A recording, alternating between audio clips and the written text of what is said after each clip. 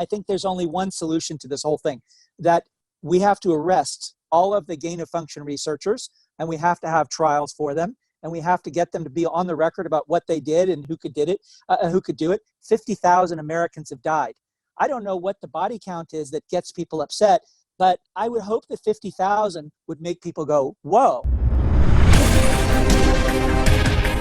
Hi, this is Brock Pierce, and welcome to the Brock Pierce Experience. I am joined here today with my good friend Alex Lightman. Well, he's one of the smartest people I know. Alex is a world-renowned futurist and an incredible intellectual who has devoted much of his life to just understanding things deeply. Not in the way that we hear somebody else say it and then take it as truth. Alex is one of the people that I call when I want to understand the reality of things. And so Alex has been on the forefront of technology in the future for a long time. We've done a lot of work together in cryptocurrency and blockchain.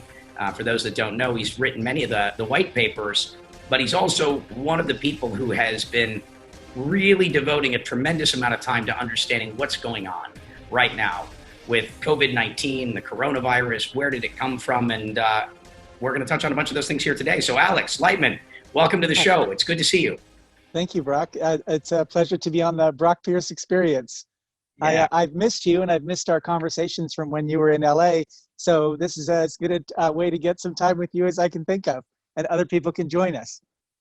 Perfect. Well, let's just talk about what is life like right now in LA. I can tell you what it's like in Puerto Rico, but I'm really curious to hear from you, your perspective, and how you've been handling all of this.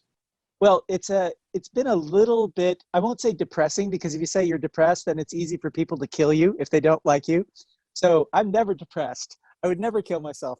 But it's a little bit freaky outside, because I thought that the first people to go in this would be the homeless. In fact, the homeless are stronger than ever. This has become Hooverville. So I have pictures I could post about Venice, but basically they pretty much put up tents around the whole boardwalk, and where things are closed off. I think the theory is that people are supposed to be keeping social distancing, but at least in Santa Monica and Venice, I don't actually see it. And I go for walks between Santa Monica and the Venice Pier, also called the Marina del Rey Pier, and I see hundreds of people out having drinks and hanging out, smoking, as if it's like you can't be on the beach. They'll come and put the sirens on and get you if you're on the beach. So people have gone into that grassy strip by the bike path and treated that as the new beach. And so I see people sunbathing there, and pretty much people are hanging out in the same kind of numbers that I would see them. So walking down there, it's exactly the same kind of density of people that I would see on a weekday in Venice. The weekends don't exist anymore like that. And if you want to go to a farmer's market, you have to wear a mask and you have to wait in line. But pretty much the streets are empty except for homeless people. That's what makes it weird. And also there's, it's a lot like 28 days later, the guy wakes up in the hospital and he goes outside and everybody's missing in the city of London. And so I can, at night, I can walk for hours and not see a car, and I cannot see a person, which is very, very eerie. It's as if everybody has died. So you don't have any mandatory curfews then? You're not allowed to be on the beach. What are and you have to stand in lines. What are the other sort of, call it limitations that exist in that part of Los Angeles? You have to wait to get into grocery stores. So if you want to get into Erewhon, you want to get into Trader Joe's. Trader Joe's, for some reason, has the biggest lines that I've seen. The grocery stores have earlier hours. If you're old enough, you can get in early, and they have toilet paper. That's the rumor. I haven't seen toilet paper on any shelf for 2 months. Literally, I just went looking for it last night because I'm thinking they can't still be out of toilet paper, but they are, and the gloves and all that. So luckily, I like baby wipes anyway. So I was well stocked up with those beforehand. But other than the grocery store being open, and then the pizza place near me, the one, because you used to live in this neighborhood too, the Joe's Pizza has doors barricading it up, but you have to put on a mask to get served. But if you put on a mask and you toss them your credit card, and they'll catch it and they'll put it in, and then they'll sort of hand you a pizza box as if you're radioactive, you can still get takeout pizza. A lot of the restaurants are open for takeout or delivery. And I try to go to the grocery store a couple times a week because I have my own theory about building up immunity. I think the way to build up immunity is walk through Venice and to go to the grocery store a few times a week. That way, I'm trying to get 100 particles of COVID, SARS-CoV-2 RNA a day so that my immune system is triggered. It's kind of Goldilocks. Not so little that you lose your adaptive immune system, but not so much you get overwhelmed. Plus, there are 30 strains, and because China still wants California to be around to take over, they painted by numbers us with a 1 out of 30 level strain. So we have the weakest strain here.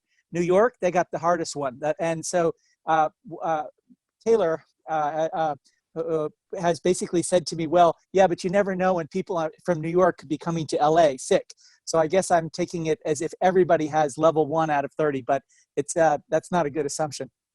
Well, I want to jump into that for a moment, but just to give you a little bit of perspective here, Puerto Rico was the first state or territory in the U.S. to impose mandatory curfews. We are not allowed outside. I mean, we're now on 5 weeks. You are not allowed to be outside before 5 a.m. and after 7 p.m. any day of the week. You get arrested if you're seen outside at night. You have to be in your home, and basically, like, you get the Amber Alerts at 6:30 p.m. every night. The warning goes out. Every phone in the island goes off. It says you got 30 minutes to be home before curfew, and they arrest you, and you face up to 5 years in prison or a fairly substantial fine if you are found violating curfew. And so what we have here is very different. But it's what you've said is what I've suspected. I have lots of friends in California, and I'm still checking into social media from time to time. And it kind of looks like a big vacation in the sense that I see people out and about all the time. And it's like, it's a little odd, from the perspective of being here. Spain as well has mandatory curfew. So I haven't left my house basically in well over a month. And so we're confined to our homes basically. And when you're outside during non-curfew hours, it's to go to the grocery store, it's to go to the pharmacy, it's to go to the doctor. You're not even supposed to be out in general. There's not like, this is total like ghost town. But we have a pretty low rate of COVID. We're just over 1,000 cases. But again, these data points. Oh, that's like California. Yeah. Yeah. These data points are not very useful. Oh, sorry. You didn't say deaths. You said just cases. How many yeah. deaths? Yeah. So it's low largely because we were first to respond. Okay. And, it's a virus. If people are not going into places where they can infect others, the most you're going to do is infect those people in your home. And so it's proving to be rather effective, though clearly, economically devastating to, most of the world imposing these things. I mean, all business is shut down. If you go to feedpuertorico.org, we have a campaign at our foundation, Integro, which is, one of the things people don't think about is people haven't been able to work in 5+ weeks. And if you live paycheck to paycheck, this is beyond devastating. I've been giving food away, people that I know that have been part of general contractors that have done work on my home or this or that. They've called me up and they're like, I have a 2-month-old baby. I can't feed my child. What do I do? And so I've been building care packages and delivering it to people. But what we're doing is we're getting food from farmers and working with the Puerto Rico Food Bank to distribute that to families and people most in need, because it's a very real issue. Actually, I was just having a conversation today that the governor of Puerto Rico said, "Oh no, there's nobody starving. We've been giving out food," and actually put out to the press. And so the head of the Puerto Rico Food Bank said, "What are you talking about? We're the ones that distribute it." And clearly, we're basically distributing food at the same levels pre-COVID. And the impact of COVID is truly starving people. And so we have an example of a governor making statements that are just provably false. But it's problematic as one of the groups is trying to raise money to help these people when the government's saying there's not a problem. But the people on the ground that actually distribute the food are going, "Are you kidding me? We have a massive problem." And so it's definitely interesting. And I think your point about depression is also an important one. Because these are really difficult times. Suicide rates are off the charts right now. And for the record, I will never, ever kill myself. There is no circumstance important to say I will ever kill myself. That is an impossibility, no matter how miserable I am, no matter how bad life gets. Yes. I will never kill myself. Great. Good. That problem with the food. I think what's important. The food supply chain is falling apart at many different levels. And so I actually wrote a book unpublished on food security, and I was already seeing a 30 trillion calorie deficit.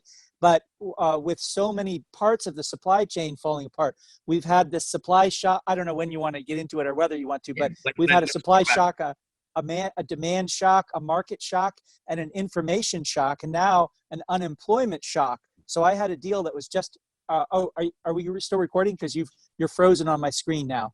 I'm back again. My internet goes out like 3, 4, 5 times a day during peak hours. I'm assuming it's just because the network is overloaded. And so where were we? A couple of other things. Well, I'm probably going to have pizza tonight. So I just did a 7-day. I had my first pizza in 6 weeks yesterday, and it was so tasty. It's like, oh my, because I've been eating food at home, and I've been getting these. Tony Greenberg turned me on to this big food basket where for $65 you get enough food to live on for weeks, but it's not really like restaurant food. And I had a piece of pizza, and it was like, my God, this is just nirvana from heaven. Yeah, well, I'm definitely there because I did for Holy Week or Easter week, Passover, Good Friday, all those things. I did a 7-day water fast that week, and then I did that as an act of solidarity. In the context of the Feed Puerto Rico campaign. The campaign didn't launch until right afterwards because we were just running behind upgrading the website for integrofoundation.org and such. But I wanted to be able to say, that I, as an act of solidarity, clearly I have the opportunity to eat, but I'm choosing not to eat, as an act of solidarity. And so did that. And then following that, I did I was doing a 20 net gram diet of carbohydrates. So I went into a keto diet immediately afterwards, and now I'm observing Ramadan. And so I fast from, sunrise to sunset every day, and I can't even drink water. And so I've decided that I'm going to go off my keto for the month of Ramadan. It's like I'm not trying to fast on top of fast on top of fast, but I feel like I'm already kind of doing this aggressively. So I'm ready to have some pizza, and you've inspired me. I think I'm going to have pizza tonight. And but I'm also planning to do a 14-day water fast for the leading up to the summer solstice, and I'm going to do a 21-day water fast leading up to the fall equinox. Wow! And then for Lent next year, I'm going to do the 40-day water fast. And so I'm going to be fasting. We're going to have visions. Yeah, so I'm doing 82 days of water fasting this year, plus 30 days of Ramadan, sort of fasting. So I'm essentially doing hardcore fasting 1 out of every 3 days with keto dieting and other things throughout this. And I think the point of this is right now we're living through very challenging times, but it's also an opportunity, right? It's an opportunity to get your house in order. It's an opportunity to and I don't mean that just literally, I mean figuratively, to take a look at your life and to start to say, what do I want to change? What are the things that I'd like to do differently? It's an opportunity to reset or restart. And coming out of this, if you make use of the time that you've been given to read those books that you've been putting off, to develop those skills, exercise. Exactly. I need to be working on my Spanish, your yoga, your meditation. When this is all over, hopefully we don't go back to normal. Normal would suggest we go back to the way that we used to live. Hopefully, we improve ourselves as a result of this. As challenging as it is, something good can come of it, and that's a choice. And that's where, back to depression, your options are really fear or love, and focus on love, most importantly, self-love, and take this time to improve and better yourself, and so that you're better for it when it's all said and done. And then we go back to a new normal, an upgraded normal. Hopefully we, take a step in the right direction of building a better world. And so, I try to focus on the positive. I'm a super optimistic, just positive person in general. Most of the time I've got a smile on from ear to ear. It's a choice to some extent. And I think it's really important to your state of mind, in these, call it dark times. I saw that Tony Greenberg package. It looks amazing. I'm working with this. I buy from this company here in Puerto Rico called Produce. And what they do is it's food from a farm delivered to your house once a week. And so I have a weekly package. It's not the same though every week. It's always changing a little bit, though some of the items are the same. But the most important thing that we can do, whether you're in California, whether you're in Puerto Rico, wherever you are in the world, is if you want food security, if you want food resiliency in times where supply chains are changing, what you have to do is, not everyone's going to grow their own food, and I'm not expecting everyone to do that. But you can support your local community. You can support your local region by supporting your local farmers. Right. buy as much food as you can from those farmers markets, from those farm delivery services, because if Right. push comes to shove and if we find ourselves in really dark times, it's going to be the greatest thing possible to have high quality local food produced and support your farmers. It's basic economics. And in Puerto Rico, 85% of the food on this island is imported. Even though we have 4 growing seasons, all the sunlight, infinite fresh water falling from the heavens, our neighboring country of the Dominican Republic is a net exporter of food, meaning they produce more food than they consume. And there's no reason Puerto Rico should not be food secure. We have Wow. soil hasn't been destroyed through bad agricultural practices. I mean, and so I'm such a huge believer in supporting local food production and supporting local farmers, and really glad again with that Feed Puerto Rico campaign that money is going to local farmers, because those businesses are also being disrupted, and that food stays here, that money stays here, and you are what you eat, more than I think most people realize. And Yes. eating good local and local food also has more of its nutrients. Even just when you start thinking about fresh produce, if that produce has to go from point A to point B, and that's a long distance, the quality of that food is declining during that time of transportation. So it's apples to apples are not necessarily, not every apple is equal. Oh, good point. Local produce is better for you, and it's better for your security. I was accepted as a Puerto Rico resident, and I was about to come out there when you guys went into lockdown, which I learned from your group, the preppers that you invited me to. But as I thought about California, because a lot of people said, oh my God, you don't want to be in California, I was thinking, well, California has 13% of the population. Things are falling apart. And California provides, what do I want to eat? Vegetables, fruits, seeds, and nuts. And California produces 40% of the entire production of the United States. So if stuff's going to go bad and we're going to have supply lines hurt, Californians are going to be in a much better shape than many other people. And I'd heard about this. I didn't know it was 85%, but I knew that Puerto Rico was going to be importing a lot of food and would be a much more food insecure place. And also we have the farmers markets that are still going on now. So you can get the stuff very, very inexpensively. I mean, I couldn't believe all the stuff about, 50 pounds of food for $65, and it's got a little bit of everything. So No, I have it's an amazing deal. Everybody should be doing that. I have enough water in jugs because Taylor brought it to me. I basically put up a bunch of IKEA cabinets, and they're filled with 5-gallon jugs of water, and I have enough food to last me for more than a year. So even though I'm not a member of the Church of Latter-day Saints, I'm doing what they do, which is to have a lot of food set aside. And if I did the Brock Pierce type fasting level, and I use my own fat reserves, I could actually have enough for like 2 years. I guess one of the things that I'd be curious about is, this concept, if things really got bad, Yes, and they can. You don't want to be in a big city if things get really gnarly. So do you have a bug out plan? Is there a place where you would go if, things got really bad? I asked you about a place in Puerto Rico, so I was looking for Puerto Rico to be my plan B. But my mom has a place in Virginia, so she has over 70 acres, and she has ducks and chickens and other things that she grows because she likes them. So I mean, that's a place probably where I could go if I wanted to.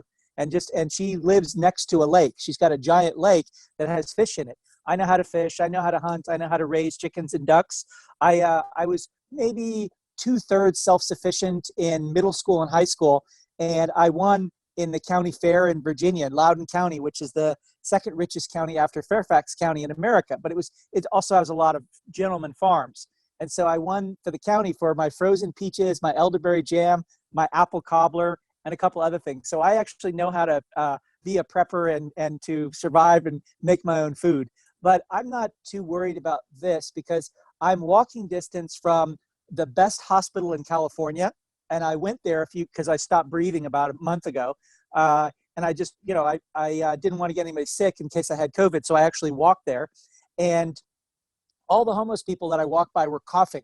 So I think it actually blew through here, but it was the mild version of it. And then I'm a couple blocks from a police station. I'm a couple blocks from a fire department, and those guys make $500,000 a year. Some of the police and some of the I don't know about the firemen, but there are police here who make $500,000 a year. So they're not going to be going anywhere. They're going to be here and they're going to defend us. Plus, I'm a big fan of the TV show Gotham. And in the 5th season, Gotham, all the bridges are blown and it becomes a dark zone. I think it's exciting to live in a city during crisis. It's interesting.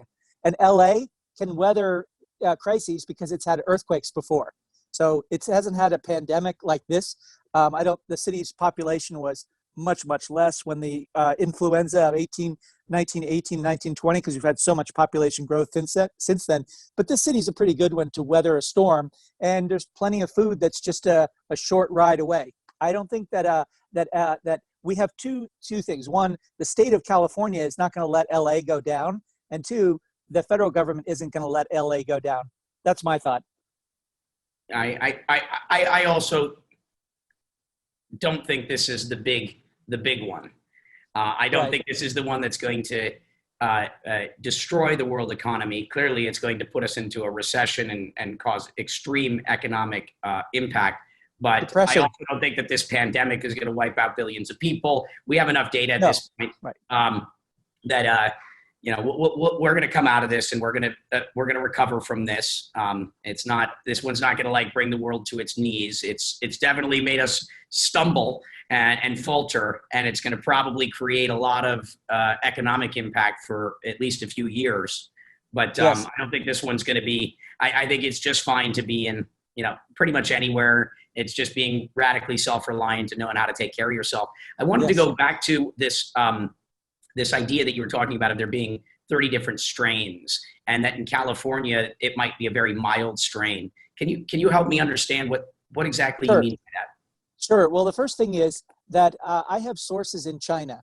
I've been going to China since 1988. So there are people there who don't agree with all of the policies. So I have been given hints. People will call me and give me hints. And this is an engineered virus.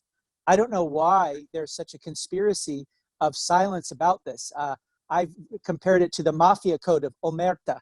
Omerta is this code of silence. You don't squeal if you're in the mafia and you're benefiting and you're profiting. You don't squeal on people. You don't snitches get stitches. Well, the worst group of people in the world to have taken on belatedly this habit of Omerta are the gain of function researchers. I call them gophers, GOFR, gophers. So these are people who get viruses and then they put them through ferrets. They call them serial passage through animal reservoirs.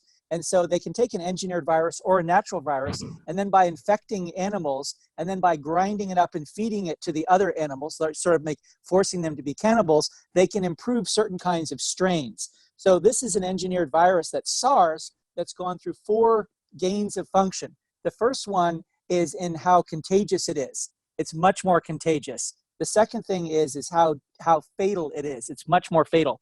The third thing is the suppression of symptoms. And the Wuhan Institute of Virology actually advertised for people who could work there who knew how to suppress symptoms of something. Because if you can suppress the symptoms, you can increase the RO. Or the you said that was advertised?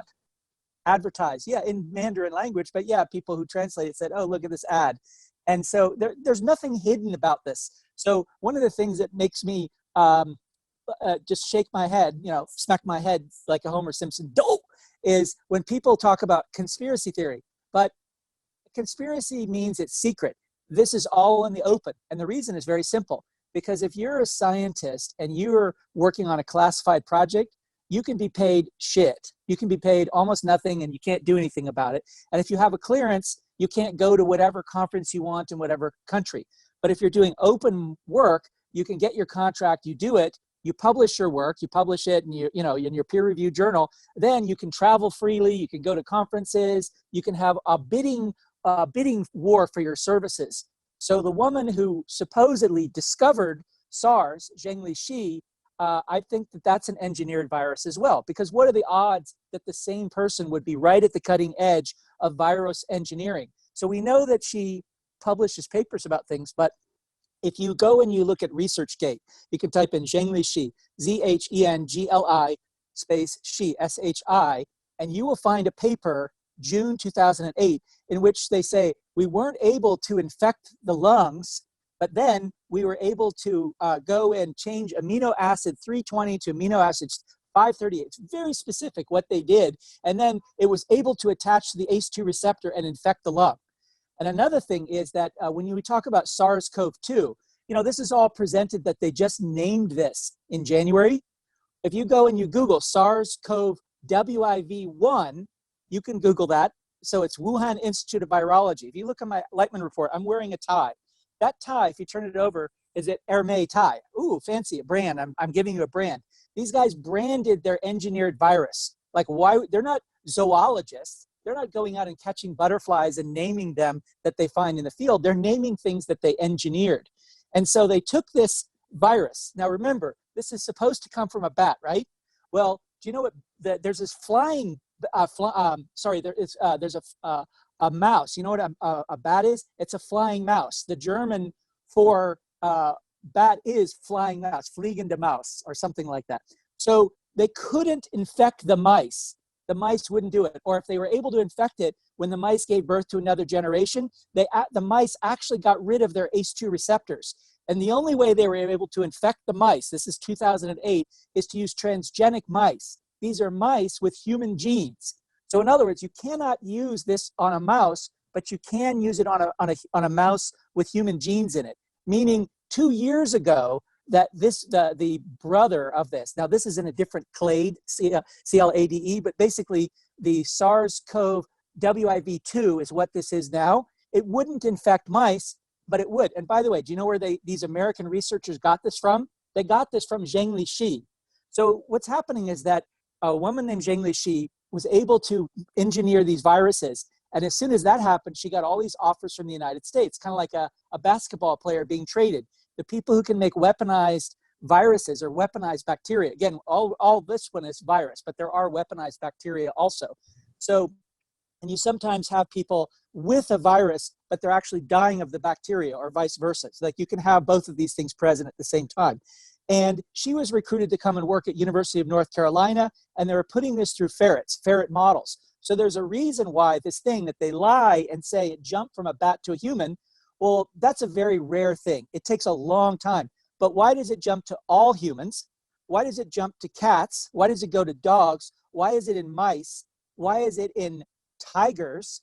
Why is it in bats? Why is it in pangolin? In other words, you don't have something that gets across that many species right away unless you're in a laboratory and you have forced these animals to be infected and made it that versatile by finding new ways to infect them. So with the SARS-CoV WIV2, my concern, and you said this isn't the big one, you're correct about that. So the first thing is you don't have something create 30 strains overnight like this. Like this was 30 strains immediately if you use the fake story that this started in November with a bat that was in the Wuhan wet market. Those bats are from Yunnan. They're 900 kilometers away. Donald Trump said at a press conference they were 40 miles away.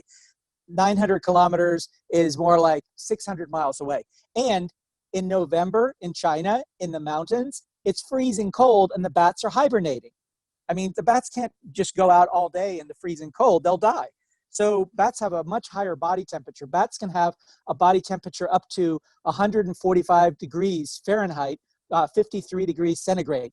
That's why these are such great bioweapons, because normally you can get rid of things with a fever. You cannot get rid of something from a bat with a fever because they have learned to deal with these high temperatures. Anything that could make a human temperature that high can kill the human as well. So they basically have multiple strains, WIV1, which they were handing out like candy to other researchers, even though it could have infected a lot of people. There's the 2 that we have, but there's also 3, 4, 5, 6. So in the lab, they had a bunch of things, and imagine you have paint by numbers. And you go, oh, well, California is a number 1. So 1 out of 30, you paint it light blue. It's really light. But New York is a competitive place to Shanghai, and you want to screw up New York because you want to screw up America's financial market, so you hit them with a level 10, if there's 10, or level 30. But these things existed side by side in test tubes in a lab in November.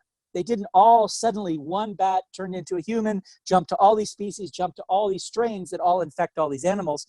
This has been around for 12 years, and that's an explanation that makes more sense. Another reason we know that this is engineered is because of this insane number of articles saying of natural origin that are written by people who have thrown away their scientific integrity. So in a scientific paper, there's a section at the end that says conflict of interest. Now, if your whole job is to engineer viruses, how is it not a conflict of interest if you don't mention that you could make this in a lab? And the way you could make it in a lab is just simply go and work with animals. But when they say, oh, no, this doesn't have this signature because it wouldn't have been this way or that. The first thing is you can't tell a wild animal from a domesticated, you can't tell if a virus came from a wild animal versus a domesticated animal. And you can't tell whether a virus came from a domesticated or a lab animal. You can't even tell if it came from a dead animal or a live animal when when the person caught it. So they're pretending that you can know these things. But basically what you have is a whole class of scientists who are worried about getting in trouble. And so they've all just put in these articles. If Donald Trump got up at a press conference and said, I want every single science article that was written by somebody doing gain of function research who didn't disclose that, I want all those articles to be withdrawn from publication, you would find every single scientific article that says this is of natural origin pulled out. In other words, I'm claiming that everybody has a conflict of interest who's writing on the subject and saying natural origin. And also, if it's natural origin, why did China threaten people who talked about it with death? Why have all the people who blogged about it, or all the doctors who were in WeChat in January 1st, around that time, why have they all disappeared? Why are they all or dead? As far as I know, if people are in China are saying, where is this person? Have you seen him? Can you find him? And you can't find him, they're dead.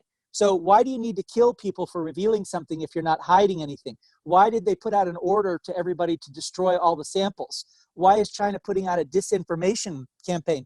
And why am I getting calls from people who are connected with the top people in China telling me that it came from the Wuhan Institute of Virology? Like, why would a Chinese person tell me that and say that they're sorry for what's happening?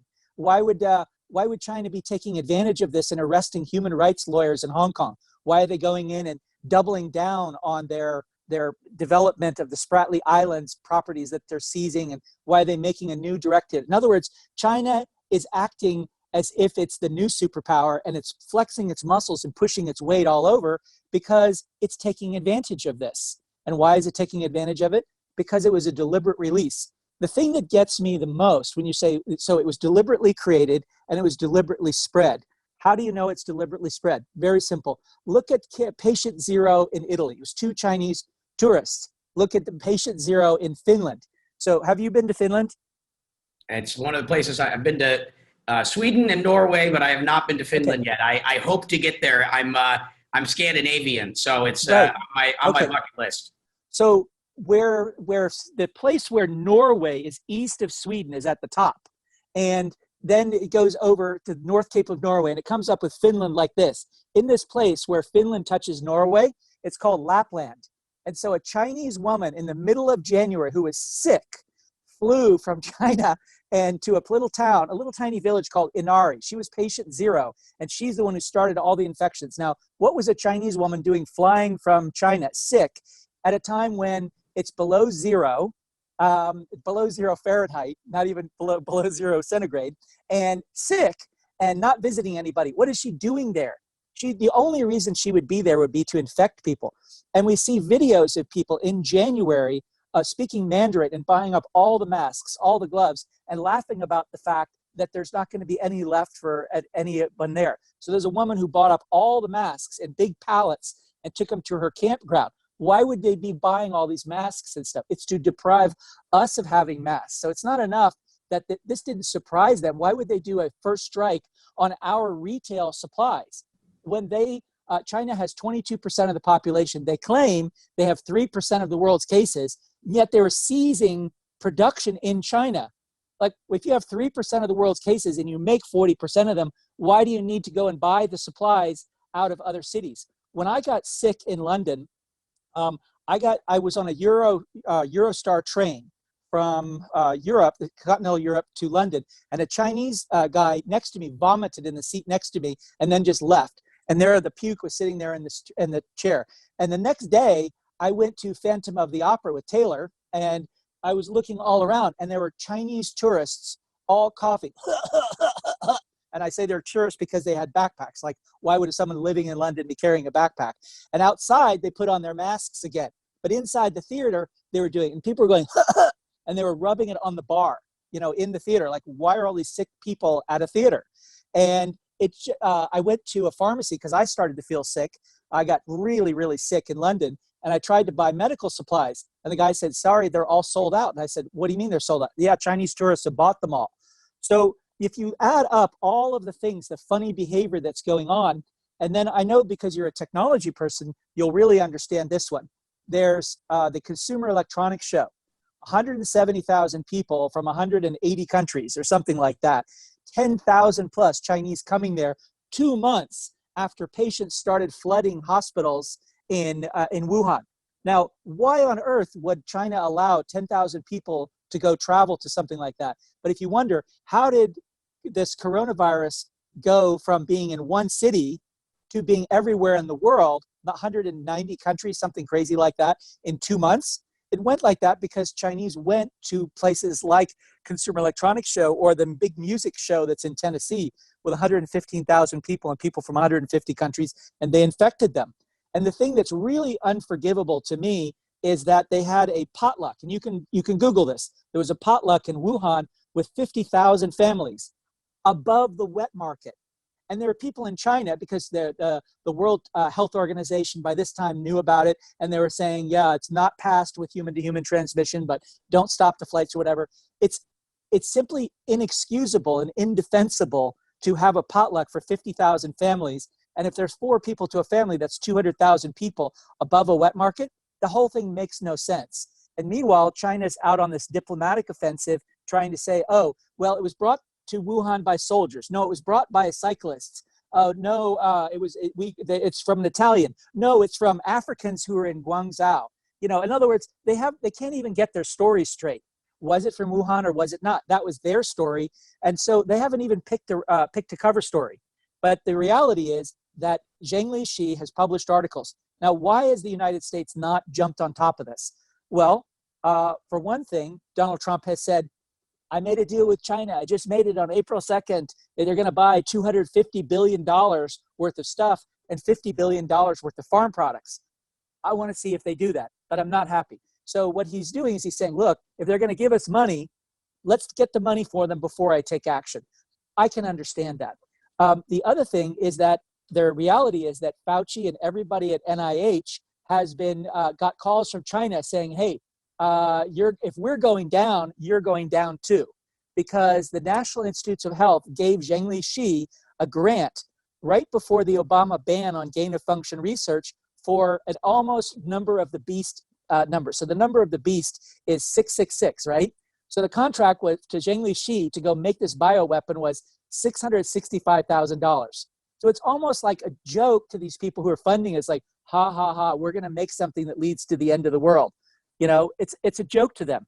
And so Zheng Lishi's work with Ralph Baric was so dangerous, and people were yelling at Obama saying this could destroy the world economy. What basically they were warning that exactly what's happening now would happen. And so Obama said, well, I don't really want to destroy America, and I don't really plan on hurting China, so let's ban this. Let's ban gain-of-function research. So the NIH and the USAID said, oh, well, we want to keep doing this. So they funded her. She took the money and she went to China to take that. So we funded this. So the people, including Fauci, who's in power now, including the guy, Francis Collin, who's at NIH now, and who wrote an article when people said it could have been made in a lab. Here's a guy who funded research to make an engineered virus exactly like this, a bat beta coronavirus, is saying, oh, it's outrageous that you could even suggest that. They're all complicit. So basically, this is all the people who are complicit are the people who have a control over this. I think there's only one solution to this whole thing, that we have to arrest all of the gain-of-function researchers, and we have to have trials for them, and we have to get them to be on the record about what they did and who could do it. Because I think that there's way too much glad-handing and people getting away with mass murder. Today, as we're taping this, 50,000 Americans have died. I don't know what the body count is that gets people upset, but I would hope that 50,000 would make people go, whoa, how could this all of a sudden come from nowhere? It didn't come from nowhere. It came from 2008, and it was developed across the following 12 years. Thank you for letting me get all that out. Well, I mean, if that is in fact true, I mean, we should be furious. Yes.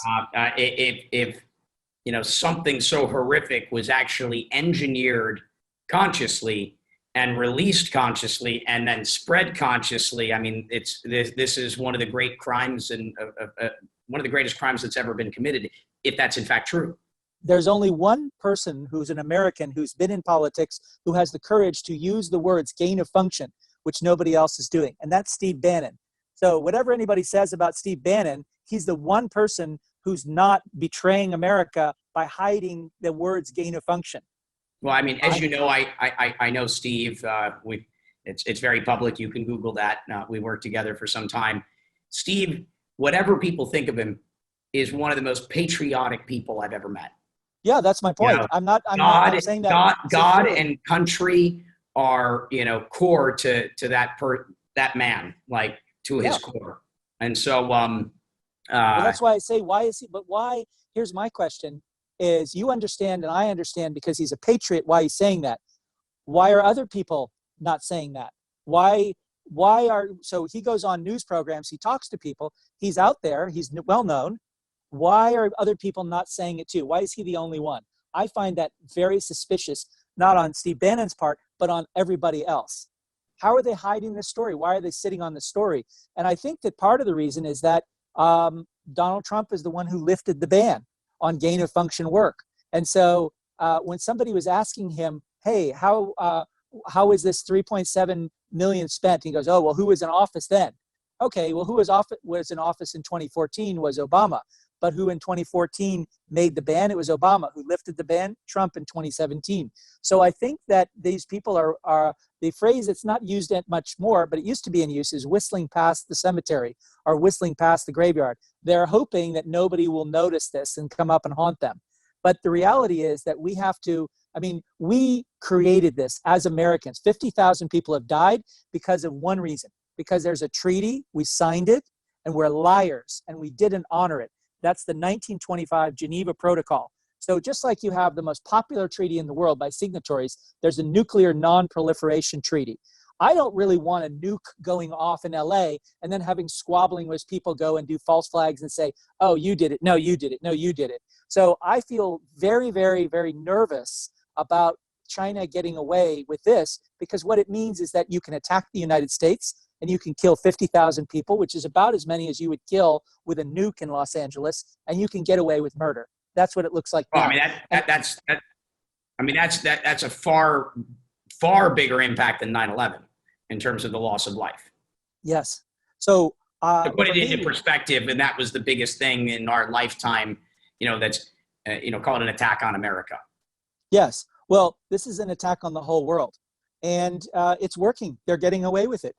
And, it's not like anything is hidden. I'm sure that these articles will start to be pulled, but I just wonder how Trump thinks that he's going to be respected in history if we can have a biological attack. Because I promise you, people in the future times who don't have deals going and behind the scenes deals and all their current greed and power lust, those people who will look at it objectively will go, oh, so that was a bioweapon. That was definitely an engineered virus. Because the more that you know about these things, the more that they just jump species and then become 30 strains and go into 7 different things. In other words, you have 2 hypotheses, natural origin or lab origin. And you have the hypothesis, natural spread or deliberate spreading.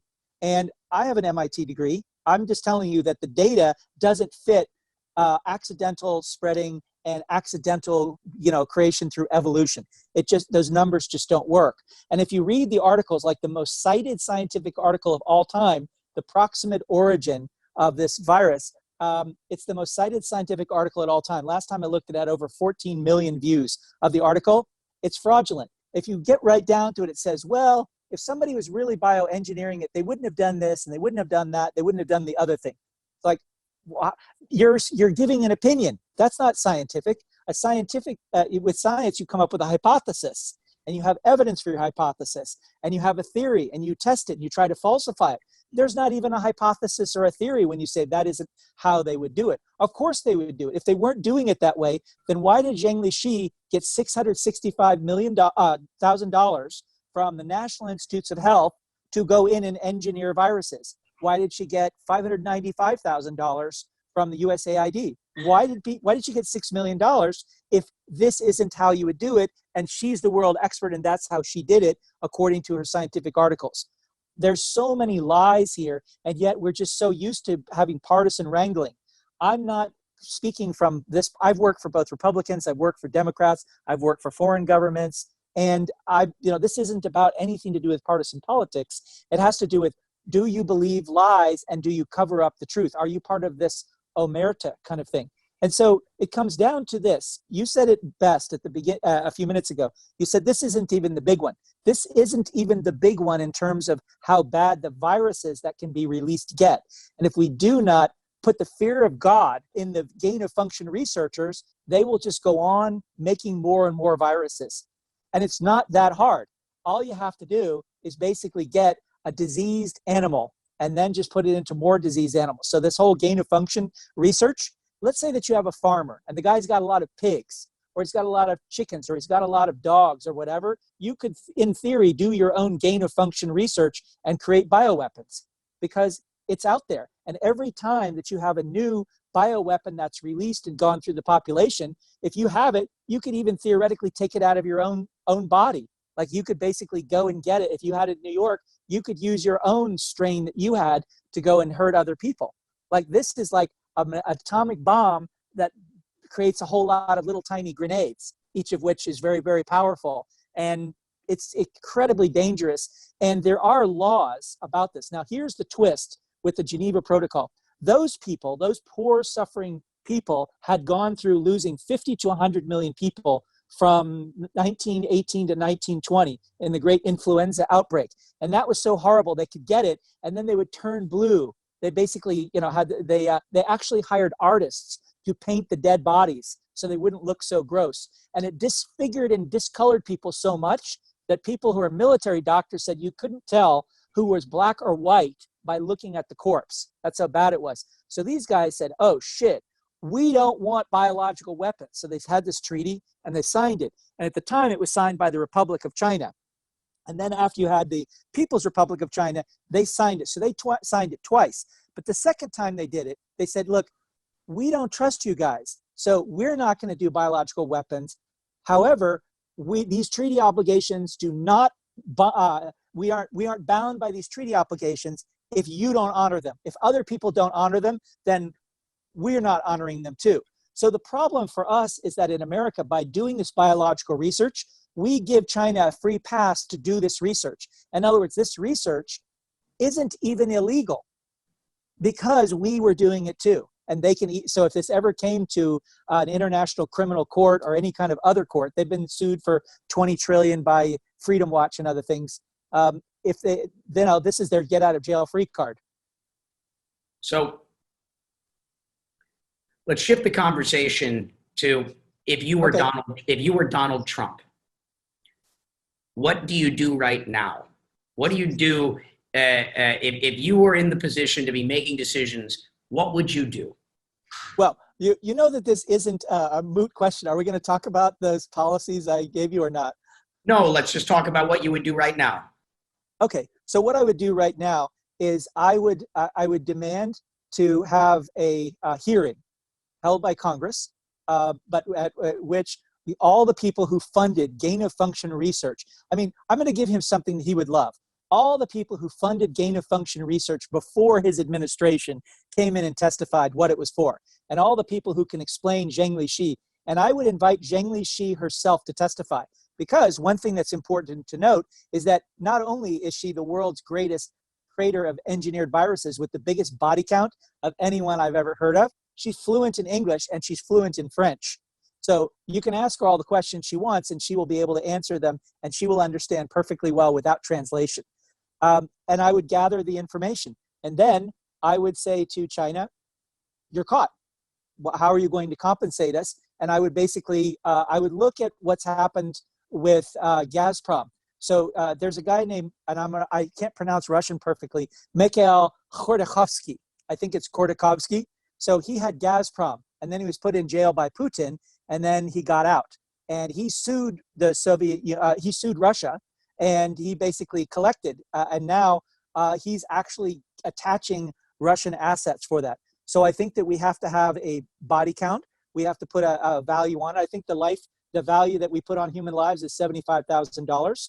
And I think that we have to look at all the damages, and that China has to pay for the damages. And another thing, and this is the biggest thing that I would do, and I would think that that there's no excuse for not doing this. So you're very smart about business, and you understand that in Hollywood, you know, it needs to be bonded to make a movie, right? You basically have like, do you finish the movie? Let's say you're given 20 million to make a movie. Do you finish the movie or not? And if you finish the movie, then you can be bonded, and you pay a fee to be bonded, and it's completion bond for the movie. And it, you know, so you as a director, or you as a producer, you as a studio, you have insurance there that the movie is going to be completed if for some reason it's not. I'm sure a lot of people are cashing in those policies now because they've had to do, you know, production. And hopefully they've had good lawyers and they can get it, or else Hollywood has a wipeout year. So one thing on that note, most insurance policies, so after SARS in 2002, the insurance industry updated their agreements to basically exclude pandemics. You can go look this up. Pretty much. I believe you. Yeah, pretty much the insurance industry is off the hook for most of this. So here's what I want to do. If you're a gain of function researcher and you're making something and people are going, oh my God, this could change the entire course of civilization. This could kill hundreds of thousands of people. Why do we require insurance for some 16-year-old who's going to drive a car, but not for gain of function researchers? So let's look at what this virus could do if it escaped. And then you have to get an insurance bond. So if you're Zhengli Shi and you're working on coronaviruses that attach to the ACE2 receptor and can do this, well, that could do $2 trillion worth of damages. So why don't you go get an insurance policy for $2 trillion? You know, hey, if you've got a great track record and nothing has gotten out, well, then it might be cheap. It might only be $100 billion. But if you are like Wuhan Institute of Virology and you've had SARS escape once, oh, it escaped twice, oh, it escaped 3 times, oh, it went out 4 times, and this is SARS, so 5 times it's gotten out of that lab, why should you be able to conduct this research and have this enormous damage and kill so many people and have no liability insurance? So to me, there's a complete mismatch. Like, people like to complain about capitalism. In most cases where people are complaining about capitalism, it's where somehow somebody somewhere stopped thinking about the principles that we use and they stopped carrying them forward. So I challenge you, or anybody who hears this, to tell me why we shouldn't have liability insurance for engineered viruses. And now let's come to the other class of engineered viruses. Well, Bill Gates has spent enormous amounts of money lobbying, and he's probably spending more money on personal PR for pandemic profiteering than anyone else on the planet. I know why he's in the press so much. It's because of his PR agency. So I'm a relatively ordinary person. I was not in the press very much at all, if at all. And then I found a magic lamp, and that magic lamp was called Weber Shandwick. It was a PR agency, and it happened to be Microsoft's international PR agency. And they gave me 4 hours of media training, and then they proceeded to get me 900 television interviews. Me, ordinary person. I had wearable computers, but I'm not sure I'd call you ordinary, but I understand the point. I didn't have a big company. I didn't have a government position. I wasn't at a university. I hadn't published a book. All this stuff, you know, the books came later, but I was able to go around the world and they were able to get me this publicity. So Bill Gates is tossing money at the World Health Organization. And what's his goal? His goal is to have and he says it right up. He wants a vaccine to go and be required for 8 billion people. Everybody has to have it. Everybody has to have a certificate, or they can't work, they can't drive, they can't travel, can't go in a bar, can't go in a restaurant. He wants to use the monopoly on violence of a state to coerce people to take a vaccine that he can get a profit in. So I think we just look at that business model and we blow it up. The first thing is, nobody gets a mandatory vaccine that isn't owned by the country, and nobody makes a royalty. So there should be nobody making deals or paying off people or bribing or campaign to try to get someone to take a vaccine. That's the first thing. It should be open source. Like we have open source in crypto. I think crypto has greater legitimacy for a variety of reasons, but 2 reasons that I really like. One, everybody pretty much feels an obligation to write a white paper, and the white paper spells it all out. And number two, with relatively few exceptions, most legitimate crypto projects are open source. Well, let's have all of the vaccines, all of the treatments for any kind of a pandemic be open source. And let's look at remdesivir for a second. So one of the and I'm going to jump back to Zheng Lixi to show you what a con artist, what a bullshit artist she is. So the justification for these people making these bioweapons that could break the world, what I say, is that they're dual use. So dual use means, on the one hand, they're like atomic weapons that can kill hundreds of thousands of people, as we are seeing. In case there was any doubt, we're seeing that horror movie right now. But the other thing as well, we're working on treatments. So this woman has been working on SARS, and remember, this is SARS, for 16 years. So what treatments in her dual use? We know that she can weaponize it. What treatments? You know what her treatment was? Just to pirate remdesivir. So she had the balls to file for a patent on remdesivir. What's remdesivir? It's owned by an American-Israeli company called Gilead, which is a weird name. It's like the Handmaid's Tale or something kind of thing. It's a biblical name, but it's something that was paid for by the U.S. Army. Now, I did a project once with little wearable things for blind veterans who were going to VA hospital, but they had macular degeneration. They were losing their sight. So it's to put up little active tags in VA hospitals. And because the military was paying this, do you know what I signed in my contract?